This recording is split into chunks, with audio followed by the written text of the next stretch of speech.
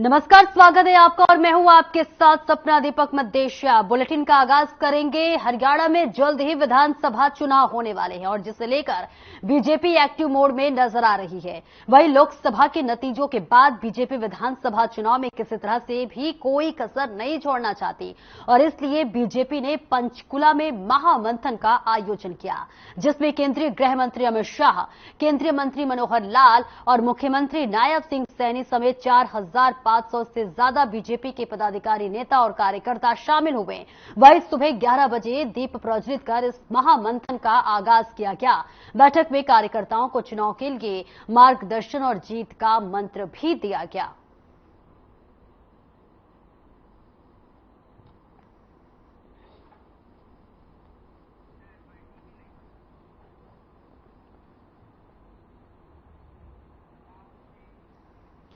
हरियाणा के मुख्यमंत्री नायब सैनी का बयान सामने आया है, जिसमें उन्होंने कहा है कि गृह मंत्री अमित शाह का हरियाणा के कार्यकर्ताओं को प्रदेश विस्तारित कार्यकारिणी की बैठक में मार्गदर्शन मिलेगा और साथ ही आगामी कार्य करने क्या कुछ करने हैं उस पर भी देखिए संगठनात्मक चर्चा होगी। और इसके साथ ही उन्होंने कहा है कि बिना भेदभाव के हमारी सरकार ने काम किया है। सरकार के लाभ जो अंतिम व्यक्ति तक पहुंचे हैं, सरकार गति से उनकी डिलीवरी कर रही है। तो वहीं केंद्रीय नेतृत्व का जो मार्गदर्शन प्राप्त होगा, देश में तीसरी बार बड़े मैंडेट के साथ मोदी जी ने शपथ ली है।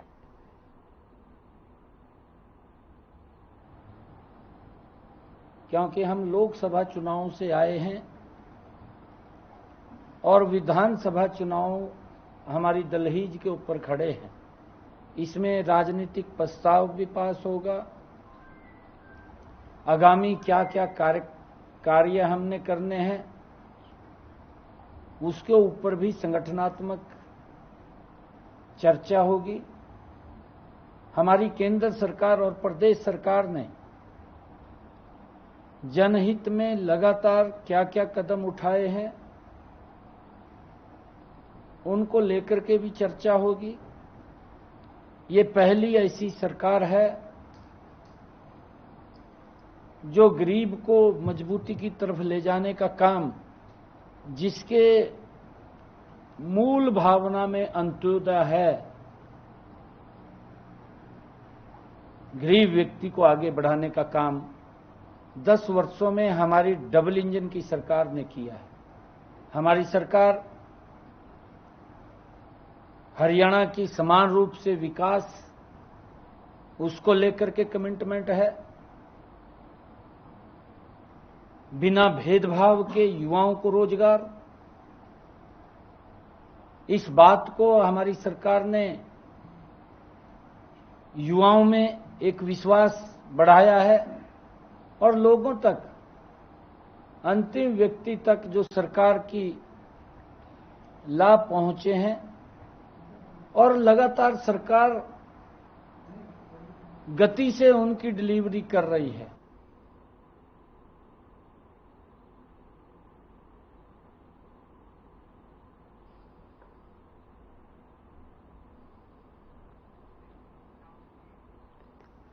वहीं हरियाणा की कृषि मंत्री कंवरपाल गुर्जर का कहना है कि कांग्रेस कह रही है कि वे राज्यसभा चुनाव नहीं लड़ेगी। इसका मतलब उनके पास सदस्यों की कमी है, जबकि हमारे पास पूर्ण बहुमत है।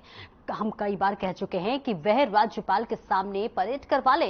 राज्यपाल हमें आदेश देंगे तो हम विधानसभा का सत्र बुलाकर अपना बहुमत सिद्ध कर लेंगे। और इसी के साथ ही उन्होंने कहा कि जेजेपी द्वारा कांग्रेस को राज्यसभा चुनाव में समर्थन देने की चर्चा पर टिप्पणी करते हुए कंवरपाल गुर्जर ने कहा कि ये जेजेपी का मामला है, वह जिसे समर्थन देना चाहे दे दे, लेकिन हमारे पास देखिए पूर्ण बहुमत है।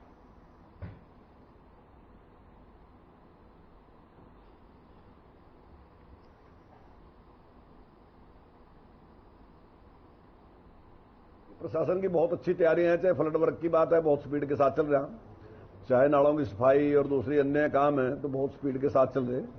और मैं समझता हूं कि मानसून के आने तक हम लगभग उसको कवर कर लेंगे। इसमें सर विपक्ष का आरोप है कि सरकार अवमत है, इसमें मुख्यमंत्री को इस्तीफा देना चाहिए। तो अभी कांग्रेस ने कहा कि वो चुनाव नहीं लड़ेंगे, तो इसका क्या वो है? कांग्रेस ये कह रही है कि राज्यसभा का चुनाव वो नहीं लड़ेगी, तो इससे स्पष्ट है कि हम बहुमत में है, तभी तो कह रही है वो नहीं लड़ेंगे चुनाव। इसका मतलब उनके पास पूरे सदस्य नहीं है। माननीय गृह मंत्री अमित शाह जी कल हरियाणा प्रदेश के भारतीय जनता पार्टी के पदाधिकारियों को संबोधित करने के लिए, उनका मार्गदर्शन करने के लिए ताऊ देवीलाल स्टेडियम पंचकुला में आ रहे हैं। उनकी तैयारियों को लेकर भी, और एक जो प्रोटोकॉल है कि जब प्रदेश कार्यकारिणी होती है तो प्रदेश कार्यकारिणी की बैठक से पहले प्रदेश के पदाधिकारी, जिलाध्यक्ष, एक छोटी टोली की एक बैठक होती है।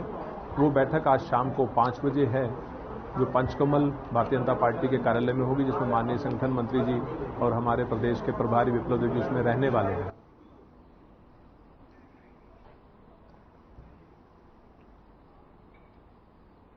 वहीं देश में जीएसटी को लागू हुए 7 साल होने वाले हैं। 1 जुलाई 2017 को जीएसटी देश में लागू हो गई थी और उस समय देखिए व्यापारियों को लगा था कि शायद इसके लागू होने के काफी नुकसान होंगे, लेकिन अब व्यापारी वर्ग इससे काफी खुश है, क्योंकि देखिए व्यापारियों का कहना है कि जीएसटी का लाभ व्यापारियों और व्यवसायियों के साथ साथ हर वर्ग को मिला है। इंडिया का डेवलपमेंट जीएसटी के कारण ही हो रहा है और उनका कहना है कि सरकार का ये एक अच्छा कदम है।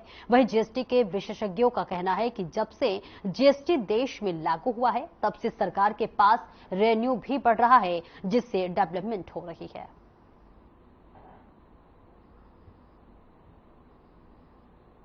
मैं Vinay Kumar Agarwal, MC certified distributor. Sir, मैं अभी पर्सनल बात तो अपनी बाद में करूंगा। बाकी बेनिफिट जीएसटी का पूरे इंडिया को मिला है, हर व्यापारी वर्ग को मिला है।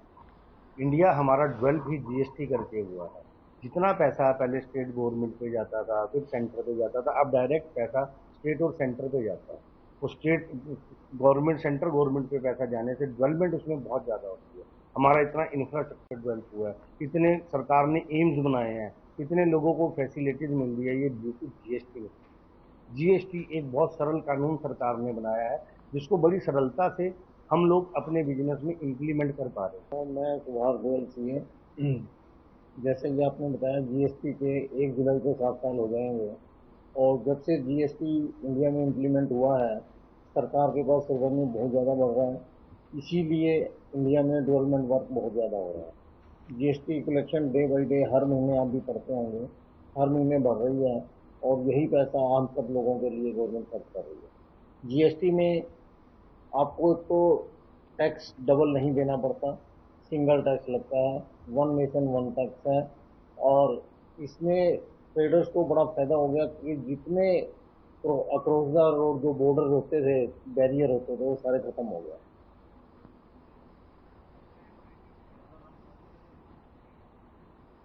वहीं कुरुक्षेत्र के ई रिक्शा चालकों ने सवारियों को लेकर ऑटो चालकों पर मनमानी करने और लड़ाई झगड़ा करने के आरोप लगाए हैं।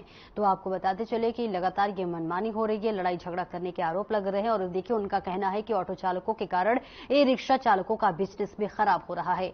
रिक्शा चालक कुरुक्षेत्र के सेक्टर 3 स्थित सीएम आवास पर पहुंचे, जहां प्रदर्शनकारियों ने ई रिक्शा प्रधान राजेंद्र सिंह सिंगला और रिक्शा चालकों ने कहा कि ब्रह्म सरोवर पर ई रिक्शा चलाने में हमें परेशानी आ रही है।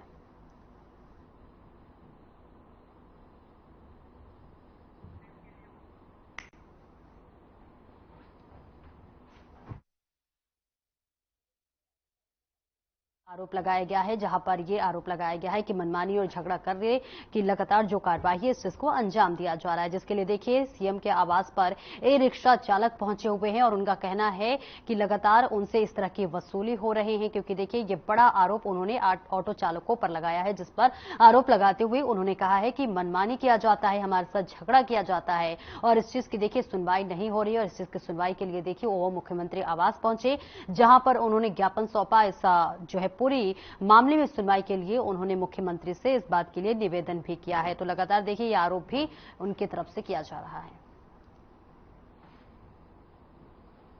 खास करता हूं भाई, हमारे को मेन गेट से गोरिया मठ तक है, बस हमारा अलग से स्टैंड दिवा दिए, हमारे बच्चे पढ़ दे, हमारे भाइयों के बच्चे पढ़ दे और हमने कुछ भी नहीं चाहिए, इसके सिवा कुछ भी नहीं चाहिए।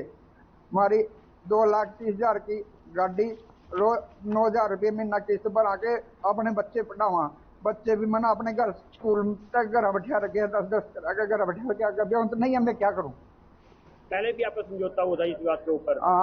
17 तारीख 2023 में हमारा समझौता हुआ था, उस पर ही एग्री नहीं ठहरा। सर हम ब्रह्म सरोवर ई रिक्शा वाले हैं, ब्रह्म सरोवर से हमारा स्टैंड है, ब्रह्म सरोवर पे सर रजिस्टर्ड यूनियन है हमारी।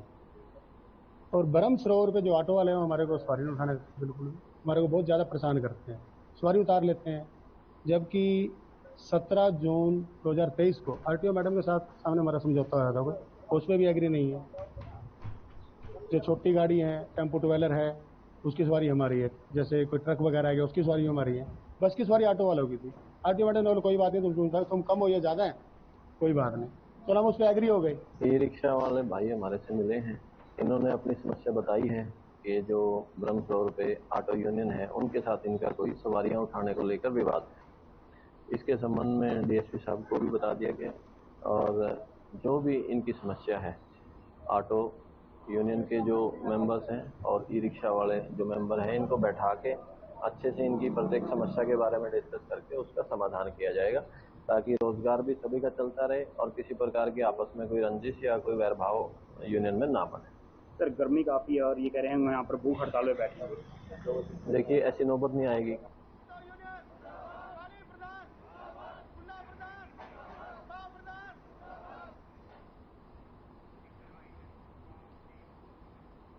वहीं गुरुग्राम में बदमाशों के हौसले बुलंद हैं। बदमाशों ने मार्केट में युवक पर करीब 1 दर्जन गोलियां चलाई है।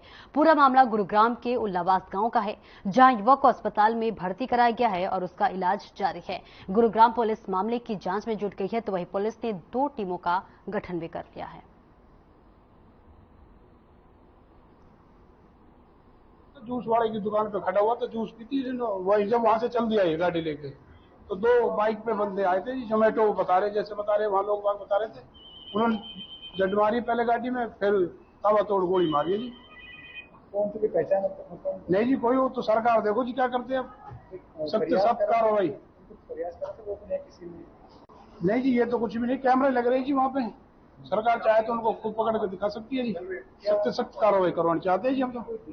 ये गांव का लड़का था, अनुज नाम है इसका, ये बाउंसर की ड्यूटी करता था और अब शाम को ये जिम से आया था और जूस की उस पर जूस पीने के लिए रुका है जूस की दुकान पे। वहाँ पीछे से 2 अज्ञात व्यक्ति आए, बाइक पे थे, जोमेटो की बाइक और जोमेटो की ड्रेस लगा रखी थी।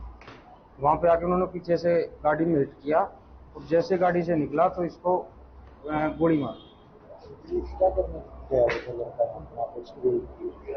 ये जूस पीने गया था, जूस की दुकान पे था, जिम करके आया था। करते क्या है ये बाउंसर की जॉब करते हैं। कहाँ पे करते? ये गुड़गांव में ही करते हैं, वहीं सेक्टर 63। क्या वजह क्या लगता है? अभी कुछ नहीं पता। कोई दुश्मनी नहीं, कोई दुश्मनी नहीं।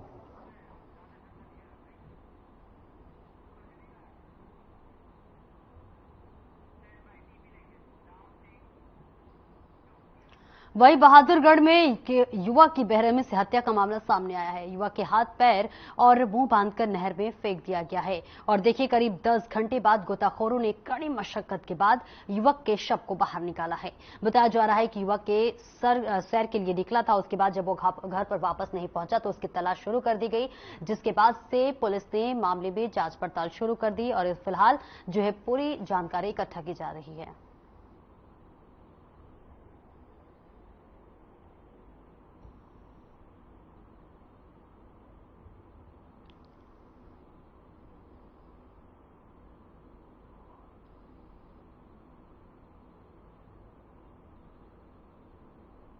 कैसे हुआ ये मामला? ये मान लो कि गाँव का लड़का है, 20 साल का ऋतिक, जो सुबह करीब 4:15 साढ़े 4 के बीच में वो अपने गांव से नहर की तरफ घूमने के लिए गया।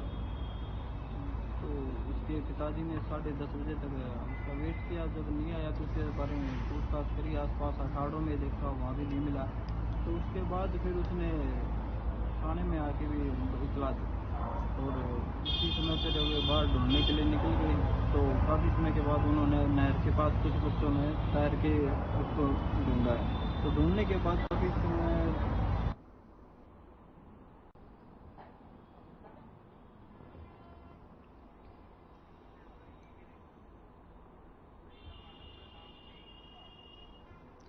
वहीं प्रदेश में बदमाशों का आतंक लगातार बढ़ता ही जा रहा है और इसका अंदाजा इस बात से लगाया जा सकता है कि फरीदाबाद में कैबिनेट मंत्री मूलचंद शर्मा की करीबी पर जानलेवा हमला किया गया है। रवि भगत पर अज्ञात बदमाशों ने हमला किया और चाकू से गला रेतने की कोशिश की गई है। घायल रवि की हालत गंभीर बताई जा रही है, जिसे अस्पताल में भर्ती कराया गया और फिलहाल पुलिस मामले की जांच पड़ताल में जुटी हुई है।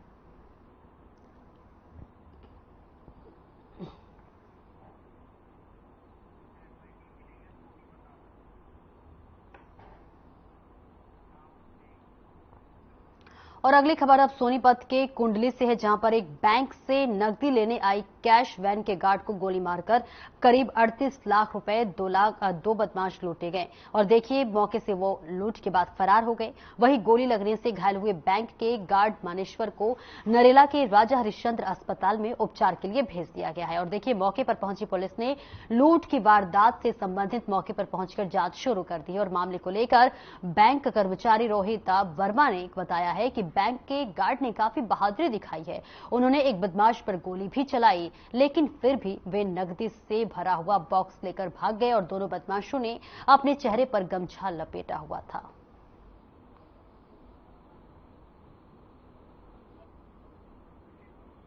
तो देखिए लूट की बड़ी वारदात सामने आई है, जहां दो बदमाशों ने एक बैंक गार्ड को गोली मारी है, जहां पर देखिए 38 लाख रुपए लूटकर बदमाश फरार हो गए। हालांकि देखिए लगातार जो बदमाशों का वो आतंक है वो बढ़ता ही जा रहा है और जिसकी बानगी देखिए देखने को मिली है, जहां दो बदमाशों ने एक बैंक गार्ड को गोली मार दी और इसी के साथ देखिए बैंक गार्ड ने बहादुरी दिखाई, लेकिन इसके बाद भी बदमाश जो है अपने मंसूबे में कामयाब हो गए। हालांकि देखिए उन्होंने अपने चेहरे पर गमछा बांधा हुआ था, जिससे कि उनकी पहचान नहीं हो सके और देखिए उन्होंने एक बड़े लूट की घटना को अंजाम दिया है। लगभग 38 लाख रुपए बताया जा रहा है कि 38 लाख रुपए जो है लूट कर वो फरार हो गए। और देखिए जैसे ही वो बदमाशों ने जो बैंक के सामने ये पूरी लूट की वारदात की घटना को अंजाम दिया है, वही बैंक गार्ड ने देखिए मौके रहते इस पर शिकंजा कसने की कोशिश की, लेकिन जो बदमाश थे काफी शातिर थे और उन्होंने देखिए गार्ड के ऊपर गोली चला दी और गोली चलाने के बाद देखिए वो वहां से फरार हो गए। 38 लाख रुपए की ये लूट की घटना हम आपको बता रहे हैं, जहां दो बदमाशों के द्वारा इस काम को अंजाम दिया गया है, जहां पर 38 लाख रुपए लूट की वारदात सामने आई है। जो ये पानीपत रोड जाता है, कुंडली पड़ के बीच में पेट्रोल पंप है इंडियन का, उसके पीछे जस्ट बिल्कुल HDFC की ब्रांच है। हम रोज केस लेने जाते हैं, कभी कभी डिले भी हो जाता है, नहीं हो पाता केस, तो आज केस उठाने गए थे। बक्सा लिया अंदर, पहले जैसे बक्सा लेके आए बाहर अपना गाड़ी का लॉक खोला, गेट खोला, वैसे ही फायरिंग चालू हो गई। एक हमारे गनमैन को पहली गोली हमारे पेट में लगी, हमारे गनमैन को, और दूसरे गनमैन ने उन्होंने मारी हमारे गन, तो उनके पीठ पे लगी आके। बक्सा फिर भी उसके गाड़ी के ऊपर रखा हुआ है। वैन थी जो कैश लेने के लिए आती है इनकी मेन ब्रांच की, उसमें वो बॉक्स रख ले कैश का। जो दो बाइक सवार थे उन्होंने लूट को वारदात को अंजाम दिया। जांच है, कंप्लेन आने के बाद। हाँ, एक गनमैन को भी लगी है जो कैश पे था ना, गनमैन, उसका नाम है मानेश्वर नाम, ये यूपी का रहने वाला है। देखो जी कैश वैश का तो मेरे को पता नहीं, यहाँ मैं तेल डाल रहा था, 2-3 फायरिंग हुई थी और फिर वो बाइक लेके यहाँ से सीधे निकल गए थे, 2 जने थे।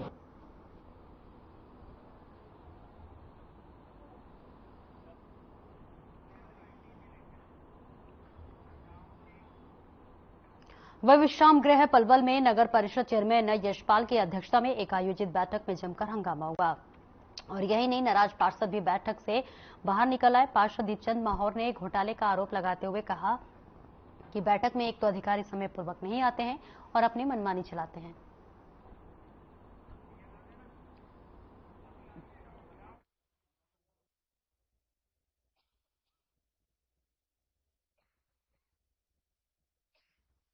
यू कारण है इन्हें कुछ करना धरना तो कुछ है ना, समझे। यहाँ में 7 नंबर में एक एजेंडा है, वाई पास करेंगे अपनी मर्जी से, जनवा में लाखों करोड़ों जिन कितने को घोटाला करेंगे, इनके पेट में भरने क्यों है, मतलब इनके पेट में भरने। नहीं, आप क्या आपकी सहमति नहीं होगी उसमें? नो, हमारी सहमति नो, मेरी सहमति तो काई में नो, इनके बाद एजेंडा में क्या काम में बिना रहे काम करे नो, जो समाज का पैसा है ना या जनता को, इन अफसर साई के पेट में जा रहा है। जो निर्माण कार्य हो रहे हैं उन्हें लेके भी कोई बात है? निर्माण कार्य तो जो टेंडर लगा रखे कुछ गलीन के उनमें कर रहे हैं, है जी, वो तो पहले ही लगा रखे इनने।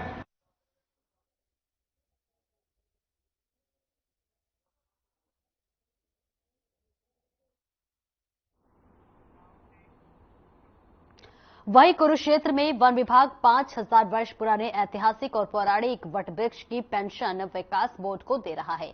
पर्यावरण की सुरक्षा और पेड़ों की घटती संख्या को देखते हुए सरकार लोगों को जागरूक कर रही है और जिसे लेकर वन विभाग अधिकारी शमशेर सिंह ने बताया कि अन्य राज्यों की भांति हरियाणा सरकार द्वारा पुराने पेड़ों को सुरक्षित रखने की मुहिम पर जोर दिया जा रहा है। वहीं पुराने पेड़ों को सुरक्षित रखने के लिए उन वृक्षों के मालिकों को प्रतिवर्ष 2750 रुपए की पेंशन देने की योजना शुरू की गई है और इसी की योजना के तहत देखिए कुरुक्षेत्र में 68 पेड़ों को सहेजने के लिए उनके मालिकों को ये पेंशन दी जा रही है। और वहीं कुरुक्षेत्र में वन विभाग द्वारा 5000 वर्ष पुराने उस ऐतिहासिक पौराणिक वटवृक्ष की पेंशन कुरुक्षेत्र विकास बोर्ड को दी जा रही है।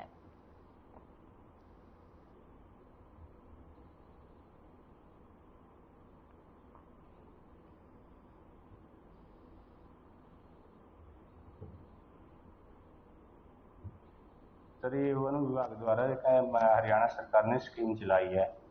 जो 75 साल से ऊपर के ट्री है ना, कोई भी प्रजाति का ट्री है, उसको 2750 रुपए पर वार्षिक पेंशन ओनर को दी जाती है। ओनर उसको रख रखाव के लिए पेंशन को यूज करता है।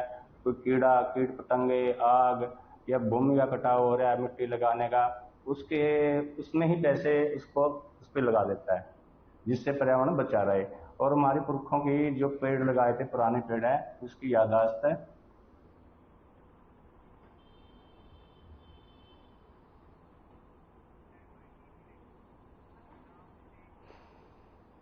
वहीं नूह में मानसून की पहली बरसात ने प्रशासन की पोल खोलकर रख दी है। यहां पर शहर में जगह जगह जलभराव देखा गया, जिसको लेकर इनेलो नेता हाजी सोहराब खान ने कहा कि विकास के नाम पर करोड़ों रुपए खर्च करने वाली बीजेपी नूह में कोई परिवर्तन नहीं करा पाई है।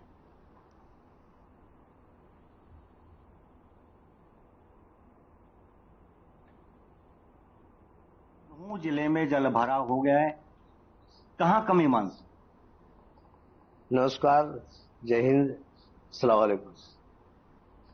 देखो भाई, आप तो मेरे ख्याल में नूह के सदस्य मानता हूं मैं, तो आपको बेशक अड़ोस पड़ोस के गांव के हैं। आपने देखो ये समस्या पहले से दिख रही थी। जब पहले कांग्रेस सरकार थी उसको भी पता था, बीजेपी की सरकार पहले से ही पता था। जब भी बारिश होती है तो नूह में पानी निकासी का कोई वो नहीं है सारे। हालांकि नूह में जितना पैसा आया है,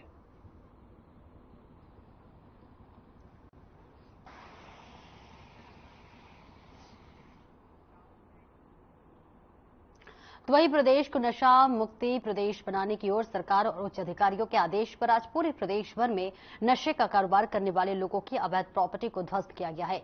और देखिए, इसी कड़ी में फरीदाबाद के इंदिरा कॉलोनी में रहने वाली माया नाम की महिला की भी अवैध प्रॉपर्टी को पुलिस द्वारा ध्वस्त कर दिया गया है। वही जानकारी देते हुए सेक्टर 7 थाना प्रभारी मनोज कुमार ने बताया कि नशा मुक्त प्रदेश बनाने की मुहिम में सरकार का उच्च अधिकारियों के दिशा निर्देश पर फरीदाबाद में नशे का कारोबार करने वाली माया नाम की महिला की प्रॉपर्टी को ध्वस्त करने का काम पुलिस द्वारा किया गया है। और साथ ही मनोज कुमार ने बताया कि जो भी फरीदाबाद में नशे का कारोबार करेगा उसके खिलाफ इसी प्रकार की कार्रवाई की जाएगी।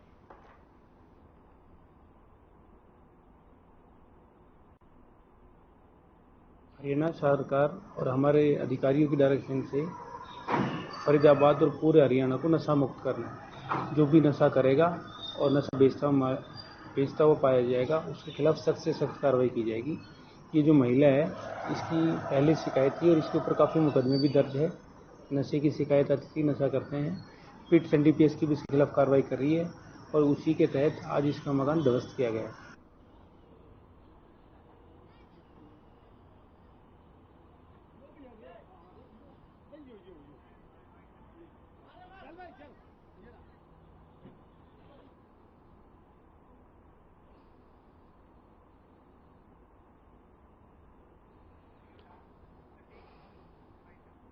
और फिलहाल मेरे साथ इस बुलेटिन में इतना ही। खबरों का सिलसिला आगे भी जारी रहेगा। दीजिए इजाजत, नमस्कार।